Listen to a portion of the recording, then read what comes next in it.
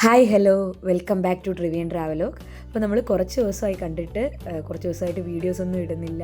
കുറച്ച് തിരക്കുകളും പനിയും ഒക്കെ ആയിരുന്നു, അതുകൊണ്ടാണ് വീഡിയോസൊന്നും ഇടാൻ പറ്റാത്തത്.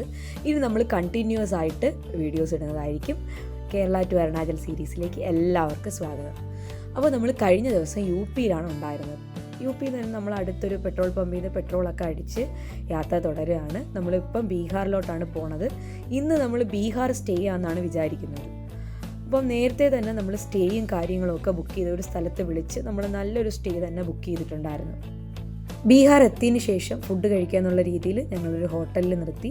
അവിടെ ഞങ്ങൾ ഫ്രൈഡ് റൈസാണ് കഴിച്ചത്. നല്ല ടേസ്റ്റുള്ള ഫുഡായിരുന്നു. അവിടെ നമ്മൾ ഫുഡൊക്കെ കഴിച്ചിട്ട് ഹോട്ടലിൽ വിളിച്ച് ഒന്നും കൂടെ കൺഫേം ചെയ്തിട്ട് ഞങ്ങളുടെ യാത്ര വീണ്ടും തുടർന്നു.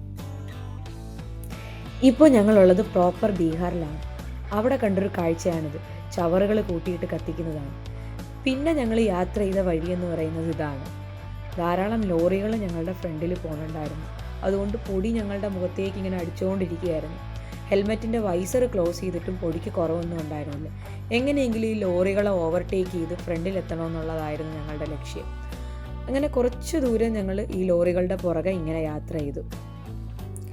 ഗംഗാ നദിയാണ് നമ്മൾ ഈ കണ്ടുകൊണ്ടിരിക്കുന്നത്. ഇപ്പോൾ നമ്മൾ പാസ് ചെയ്തു പോകുന്നത് ബീഹാറിലെ അരാചപ്ര ബ്രിഡ്ജിലൂടെയാണ്. സമയം ഏകദേശം വൈകുന്നേരമായെങ്കിലും ചൂടിന് പ്രത്യേകിച്ച് കുറവൊന്നുമില്ലായിരുന്നു. ഇടയ്ക്ക് ഞങ്ങൾ ഒരു തവണ കൂടെ പെട്രോൾ അടിക്കാൻ കയറി. ഒരു സ്ഥലത്ത് റെസ്റ്റൊക്കെ എടുത്തിട്ടാണ് വീണ്ടും യാത്ര തുടർന്നത്. പിന്നീട് ഞങ്ങൾ ഒരു സ്ഥലത്ത് ചായ കുടിക്കാനായിട്ട് നിർത്തി.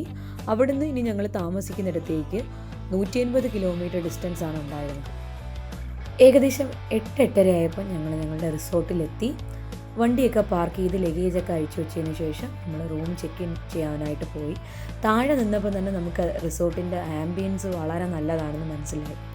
മേളിൽ ചെന്ന് നമ്മൾ ചെക്കിനൊക്കെ ചെയ്തു. 2000 രൂപയ്ക്ക് അത്യാവശ്യം നല്ല ഭംഗിയുള്ള നല്ല സൗകര്യമുള്ളൊരു റൂമാണ് നമുക്ക് കിട്ടിയിരുന്നത്. ബ്രേക്ക്ഫാസ്റ്റ് ഇൻക്ലൂഡഡ് ആയിരുന്നു. ഇതിൻ്റെ പുറത്ത് ഇങ്ങനൊരു ആംബിയൻസ് ആണ്. നമുക്ക് വേണമെങ്കിൽ ഫുഡ് ഉണ്ടാക്കി ഇവിടെ കൊണ്ടുവന്ന് കഴിക്കാം.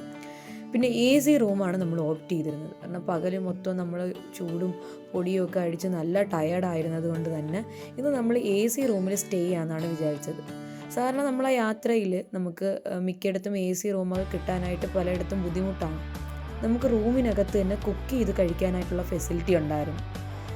ബാക്കി വിശേഷങ്ങളുമായിട്ട് നമുക്ക് അടുത്ത വീഡിയോയിൽ കാണാം.